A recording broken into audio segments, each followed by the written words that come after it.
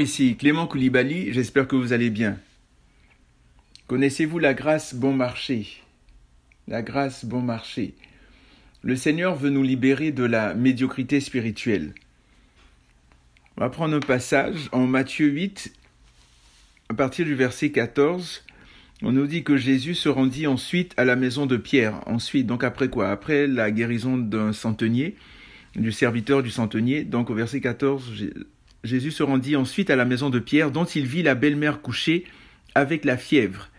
Il toucha sa main et la fièvre la quitta, puis elle se leva et se mit à le servir.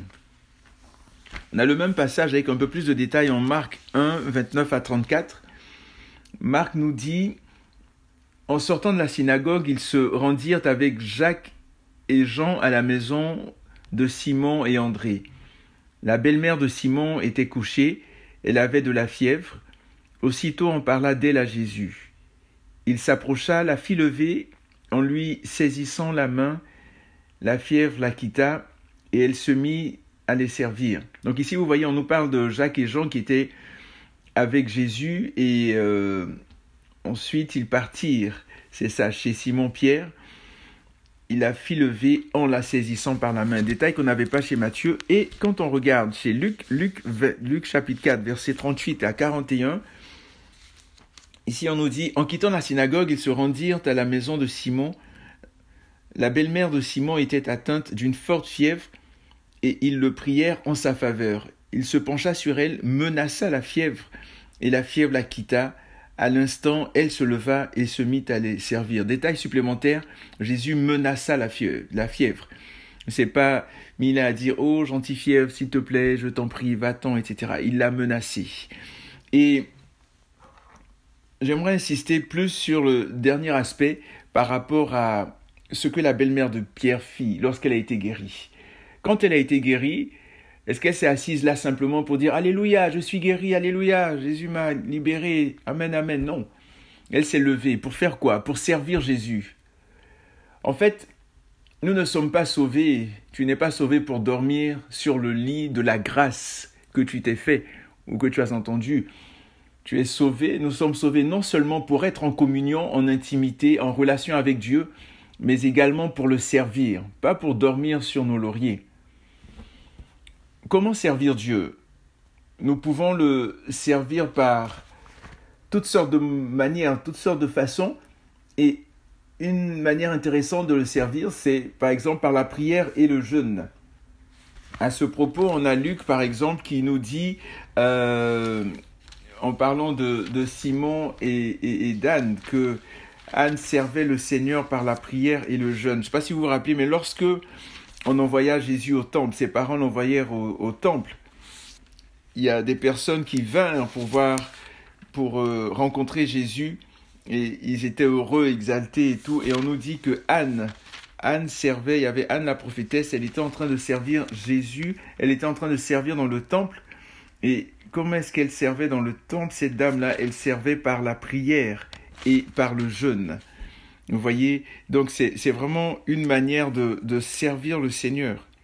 De servir le Seigneur. C'est vraiment, on n'y pense pas, mais lorsque tu es en prière, lorsque tu te mets à genoux, lorsque tu cherches le Seigneur, tu es en train de le servir d'une certaine façon. Et lorsque tu décides aussi de prendre le temps de jeûner, d'humilier ta chair et puis de jeûner pour chercher le Seigneur, tu es en train de le servir. Voici le passage pour être plus précis. En Luc chapitre 2 verset 36, on nous dit il y avait aussi une prophétesse. Donc on nous parle de Siméon qui a été poussé par le Saint-Esprit pour aller voir son Messie, pour aller voir le Seigneur. Et ensuite, on nous parle de la prophétesse Anne. Donc il y avait aussi une prophétesse Anne, fille de Phanuel, de la tribu d'Aser ou d'Acher. Elle était d'un âge fort avancé. Après avoir vécu 7 ans, vous voyez, 7 ans avec son mari, depuis sa virginité, elle resta veuve et âgée de 84 ans, elle ne quittait pas le temple et servait Dieu, nuit et jour. Et comment est-ce qu'elle servait Dieu? Comment est-ce qu'elle le servait? Par des prières et des jeûnes. elle survint elle aussi à cette même heure, elle louait Dieu et parlait de Jésus à tous ceux qui attendaient la rédemption de Jérusalem. Donc, elle servait Dieu dans le temple, comment? Par des jeûnes et des prières, par des jeûnes et des prières. Je ne sais pas c'est quand la dernière fois que tu as servi Dieu par des prières, par des jeûnes. C'est important vraiment d'intégrer ça dans notre mentalité, dans notre relation avec le Saint-Esprit, avec le Seigneur Jésus, dans notre intimité, de le servir par des prières et dans le jeûne également. Et une autre manière de servir le Seigneur, c'est par la louange, par l'évangélisation, par le service, par notre libéralité. En Romains 12, je ne vais pas lire tout le chapitre, mais il est assez long. Et il y a plusieurs aspects au niveau du service. Par exemple, ici, il nous dit, mais nous qui avons plusieurs, verset 4, par exemple, Romains 12, verset 4, il est dit, comme nous avons plusieurs membres dans un seul corps et que tous les membres n'ont pas la même fonction, ainsi, nous qui sommes plusieurs, nous formons un seul corps en Christ. Et nous sommes tous membres les uns des autres, mais nous avons des dons différents selon la grâce qui nous a été accordée. Si c'est la prophétie, que ce soit en accord avec la foi, et c'est le diaconat, que ce soit dans un esprit de service, que celui qui enseigne s'attache à l'enseignement, celui qui exhorte à l'exhortation, celui, comme je suis en train de faire, celui qui donne le fasse avec simplicité, que celui qui préside avec empressement, que celui qui exerce la miséricorde avec joie, que l'amour soit sans hypocrisie, etc., etc. Donc, vous voyez, il y a plusieurs manières de servir le Seigneur, en parlant de Jésus, en aidant, en encourageant, en exhortant, en étant généreux. Donc, il y a différentes façons de servir véritablement le Seigneur. Malheureusement, à cause de faux enseignements, nous comprenons mal la grâce de Dieu. Je parlais au début de la grâce bon marché. En fait, la grâce, nous la mettons à toutes les sauces. Et nous disons, c'est la grâce de Dieu. Oh, la grâce. Vous savez, on dit, on a la grâce, donc on n'a rien à faire, nous sommes sous la grâce. Nous pouvons donc faire ce qu'on veut, Dieu va nous pardonner. Vous savez, on se trompe royalement. On se met le doigt dans l'œil jusqu'au coude, en raisonnant comme ça. Pendant que nous réfléchissons ainsi, nous ne cherchons pas le Seigneur véritablement. Nous ne le cherchons pas dans la prière et dans le jeûne. Et l'ennemi vient nous terrasser, nous zigouiller, vient apporter la tristesse, la désolation dans nos vies, dans nos familles, dans nos couples. Et nous restons là à dire la grâce de Dieu. Réveillons-nous, c'est important d'être réveillés. Soyons violents spirituellement. Soyons violents spirituellement. Le Seigneur pouvait dire que ce sont les violents qui s'emparent du royaume de Dieu. C'est ça, d'être violent dans la prière, d'être violent dans le jeûne, d'être violent dans la recherche, dans le service du Seigneur. Il est important vraiment de se réveiller. Ne restons pas là à dormir. L'apôtre Paul pouvait dire « Réveille-toi, toi qui dors, et Christ t'éclairera » dans Éphésiens chapitre 5. Donc, devons-nous réellement faire des efforts? Oui, tout à fait. En Luc 13, verset 24, le Seigneur Jésus pouvait dire « Faites tous vos efforts pour entrer par la porte étroite. » Oui, mais c'est la grâce. Non, mais il est important quand même. Je veux dire, c'est comme le jeune homme qui a apporté ses 5 pains et ses 2 poissons. Il a fait quelque chose, il a apporté quelque chose, et le Seigneur a fait le reste. Le Seigneur a multiplié. Et malheureusement, la tendance qu'on a aujourd'hui, c'est d'attendre là les bras croisés, tout simplement. Et puis, les prières vont monter automatiquement, les jeûnes vont se faire automatiquement. Non. Je veux dire, il est important que tu fasses le premier pas. Par exemple, dans le passage qu'on a vu au début, les disciples ont parlé.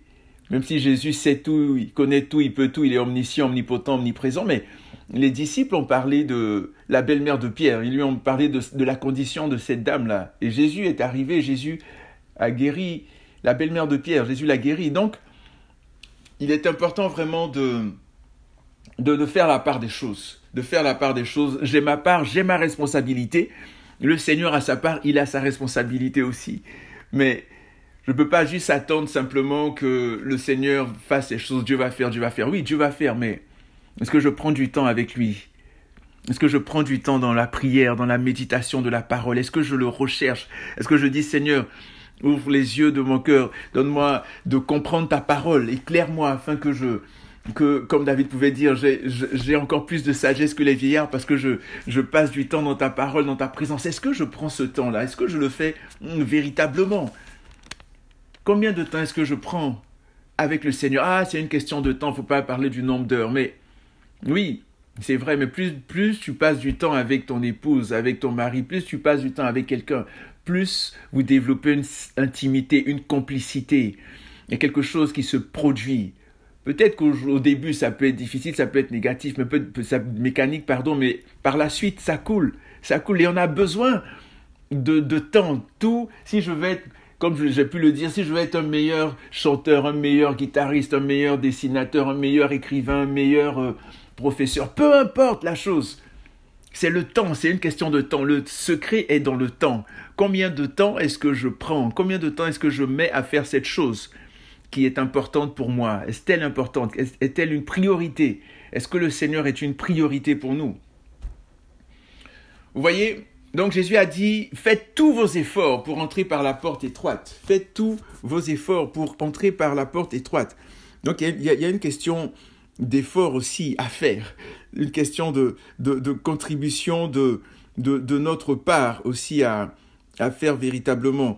Et une autre chose qui est très importante, un peu dans le même sens, hein, on a l'apôtre Paul qui pouvait dire aussi, c'est pourquoi moi aussi, ça c'est dans Actes 24, verset 16, il dit, je m'efforce constamment d'avoir une conscience pure et sans reproche devant Dieu. Donc, il s'efforce, il fait attention à son attitude, à son comportement, à ses pensées. Et on a également Paul qui pouvait dire en 2 Corinthiens 5, verset 9, il dit, c'est pour cela aussi que nous mettons notre point d'honneur à être agréable, soit que nous demeurions dans ce corps, soit que nous le quittions, être agréable, donc à faire attention aux décisions qu'on prend et tout. Et finalement, en 1 Corinthiens 15, verset 10, l'apôtre a dit clairement, il dit, j'ai travaillé plus que tous les autres, non pas moi, mais la grâce de Dieu en moi. Je ne suis pas en train de dire que la grâce de Dieu ne vaut rien ou quoi, absolument pas, non. Mais je parle de ma part, je parle de la part du Seigneur. Et comment est-ce que le Seigneur multiplie? Plus je viens dans sa présence, plus je le recherche. Comment est-ce que lui, il multiplie au-delà même de ce que je peux penser, désirer ou espérer? Donc 1 Corinthiens 15, verset 10, il dit, j'ai travaillé plus que tous les autres. Il n'était pas en train de se vanter, il dit, j'ai travaillé plus que tous les autres, c'est un fait. Il a cherché le Seigneur et c'est pour ça qu'on a vu les résultats dans sa vie. Si j'étudie, j'ai un examen à passer et j'ai mon ami à côté de moi je passe plus de temps à faire des exercices, à rechercher, à essayer de comprendre. Et puis l'autre, c'est bon, de temps en temps, c'est juste comme ça, il se contente juste de ce qu'on donne à faire, mais moi je vais plus. Ben, je veux dire, ça va se voir totalement au niveau des résultats. Aujourd'hui, malheureusement, la grâce de Dieu est devenue synonyme de paresse, de sommeil, de médiocrité, de léthargie spirituelle. Non, il ne doit pas en être ainsi. Dieu veut nous rééquilibrer.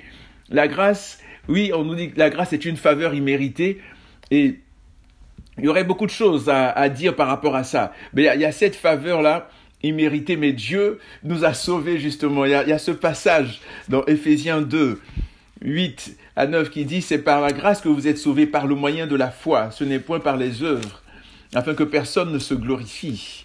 Vous voyez, mais c'est par la grâce que nous sommes sauvés par le moyen de la foi. Mais il y a cette foi que j'ai mise en pratique, j'ai pris la décision, j'ai dit, oui Seigneur, je mets ma foi en toi, je crois en toi, je te fais confiance. Voilà, Éphésiens 2, 8, 9 et 10, c'est par la grâce en effet que vous êtes sauvés par le moyen de la foi, et cela ne vient pas de vous, c'est le don de Dieu. Oui, c'est le don de Dieu. Ce n'est point par les œuvres, afin que personne ne se glorifie. Car nous sommes son ouvrage, nous avons été créés en Christ Jésus pour des œuvres bonnes que Dieu a préparées d'avance afin que nous les pratiquions. Donc, oui, Dieu nous sauve, mais Dieu nous a créés pour des œuvres bonnes aussi à pratiquer. Donc, c'est important de faire la distinction. Et Jacques pouvait dire aussi, tu me parles de ta foi. Oui, c'est bien, tu me parles de ta foi, mais montre-moi tes œuvres. Moi, par mes œuvres, je te montrerai ma foi. Donc, il y a vraiment cette dissociation, le fait de bien comprendre ces deux aspects-là. Et comme je disais tout à l'heure, malheureusement, on a la grâce à bon marché et faisons attention à cela. Voici ce que Paul pouvait dire. Il dit, par rapport à... Il dit, mes frères, la foi et les œuvres. Il dit, mes frères, à quoi bon dire qu'on a la foi si l'on n'a pas les œuvres? Cette foi peut-elle sauver? Si un frère ou une sœur sont nus, Jacques 2, verset 14, et manquent de la nourriture de chaque jour, et que l'un d'entre vous leur dise, allez en paix, chauffez-vous et rassasiez-vous, sans leur donner ce qui est nécessaire au corps, à quoi cela sert-il? Il en est ainsi de la foi. Si elle n'a pas d'œuvre, elle est morte en elle-même. Mais quelqu'un dira, toi tu as la foi et moi j'ai les œuvres. Montre-moi ta foi sans les œuvres et moi par mes œuvres je te montrerai ma foi. Tu crois qu'il y a un seul Dieu, tu fais bien. Les démons le croient aussi et ils tremblent. Autrement dit, ce qu'il veut dire par là, c'est que les démons aussi ont la foi. Ils entendent, ils croient qu'il y a un seul Dieu aussi et ils tremblent. Ils tremblent ces démons-là. Nous on ne tremble pas malheureusement parce qu'on n'a pas nécessairement la crainte de Dieu et on devrait l'avoir, ça c'est autre chose. Mais je veux dire, ils ont la foi aussi, mais les œuvres, les fruits, le fruit de ta vie, le fruit d'une vie consacrée, le fruit de la justice, le fruit d'une vie sanctifiée, où sont-ils? Et il continue au verset 20, il dit, mais veux-tu comprendre, homme vain, que la foi sans les œuvres est stérile? Abraham, notre père, ne fut-il pas justifié par les œuvres pour avoir offert son fils Isaac sur l'autel? Tu vois que la foi agissait avec ses œuvres, et que par les œuvres, sa foi fut rendue parfaite. Ainsi s'accomplit ce que dit l'Écriture, Abraham crut, donc la foi à Dieu, et cela lui fut compté comme justice. Pourquoi? Parce que il a accepté de sacrifier son fils. Donc cette œuvre, ce acte qu'il a posé, il fut appelé ainsi ami de Dieu.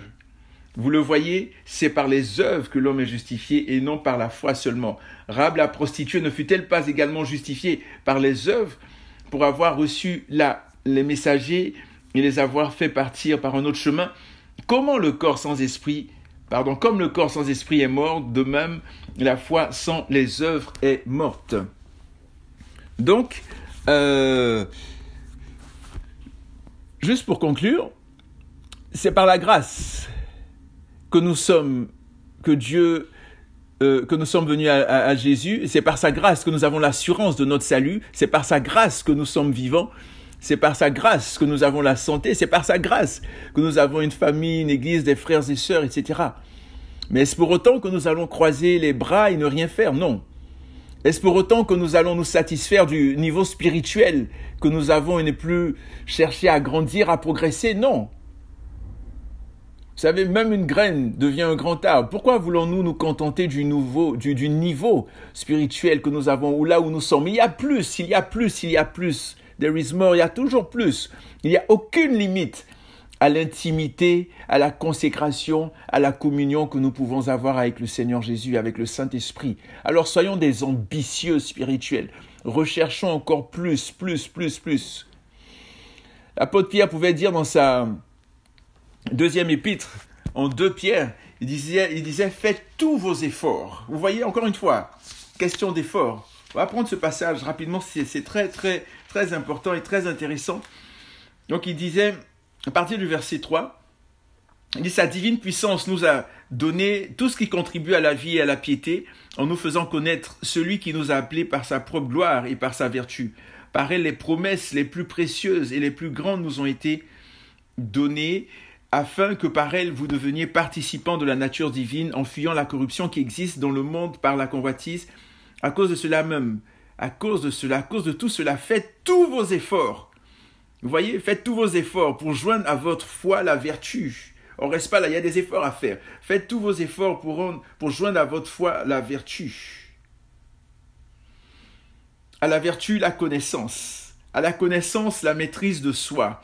À la maîtrise de soi, la persévérance. À la persévérance, la piété. À la piété, la fraternité ou la communion fraternelle. Et à la fraternité, l'amour. En effet, si ces choses existent en vous et s'y multiplient, elles ne vous laisseront pas sans activité ni sans fruit pour la connaissance de notre Seigneur Jésus-Christ. Faites tous vos efforts. Il nous dit de faire nos efforts. Recherchons le Seigneur. Disons, Saint-Esprit, aide-moi à te rechercher vraiment de tout mon être. Et je termine avec ce passage, 1 Corinthiens 9, verset 24, où l'apôtre Paul pouvait dire, dans cette même pensée-là, il dit, ne savez-vous pas que que ceux qui courent dans le stade courent tous, mais qu'un seul reçoit le prix. Courez donc. Ne marchez pas, ne croisez pas les bras. Courez donc. De manière à l'obtenir, tout lutteur s'impose toute espèce d'abstinence. Eux pour recevoir une couronne corruptible, nous pour une couronne incorruptible. Moi donc, je cours, mais non pas à l'aventure. Je donne des coups de poing, mais non pas pour battre l'air. Au contraire, je traite durement mon corps et je le tiens assujetti, de peur, après avoir prêché aux autres, d'être moi-même disqualifié. Je traite durement mon corps et je le tiens assujetti. On a besoin de fixer nos regards sur Jésus, sur le Christ, et de pouvoir traiter durement notre corps, de tenir assujetti. Vous savez, la chair, cette chair qui ne vaut pas cher, elle ne vaut vraiment pas cher, la chair. Cette chair ne vaut absolument pas cher. Et nous avons besoin de la dompter par le Saint-Esprit. Oui, Saint-Esprit, merci. Seigneur, je prie dans le nom de Jésus que vraiment tu illumines les yeux de nos cœurs, que tu nous donnes de nous affermir en toi, que tu fortifies notre être intérieur, notre homme intérieur par ta puissance, par la puissance du Saint-Esprit. Nous puissions dompter la chair. Merci Seigneur, dans le nom de Jésus. Donc écoutez, portez-vous bien, que Dieu vous garde, que Dieu vous bénisse. Et merci pour votre présence, merci pour le temps que vous prenez à écouter et que le Seigneur fasse éclater sa gloire dans chacune de vos vies. Vraiment que Dieu vous bénisse. Et surtout, n'oubliez pas que Jésus revient très bientôt. À la prochaine.